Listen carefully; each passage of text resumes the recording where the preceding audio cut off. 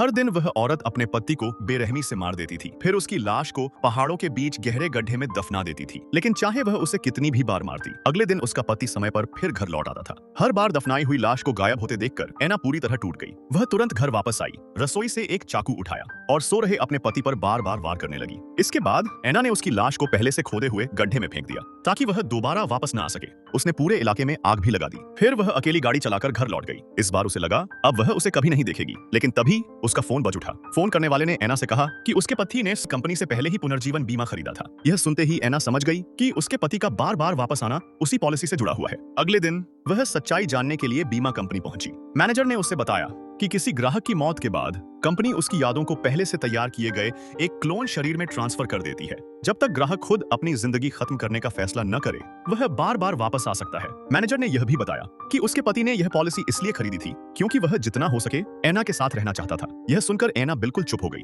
उसे अपने पति के सारे वादे और साथ बिताए हुए छोटे छोटे पल याद आने लगे। उसका दिल पछतावे से भर गया। जब उसका पति फिर से ऐसे लौटा जैसे कुछ हुआ ही न हो, तो एना ने उससे दिल से माफी मांगी। उसने तय किया कि वह अपने रिश्ते की नई शुरुआत करेगी। लेकिन तभी उसके पति को सबूत मिल गया कि एना उसका धोखा दे रही थी। वह पूरी तरह अपना आपा खो बैठा। उसने एना की कोई भी बात नहीं सुनी और अपने ही हाथों से उसकी हत्या कर दी। इसके बाद उसने खुद भी अपनी जान दे दी। लेकिन अगले ही पल एना उसी आदमी के अंतिम संस्कार में दिखाई दी।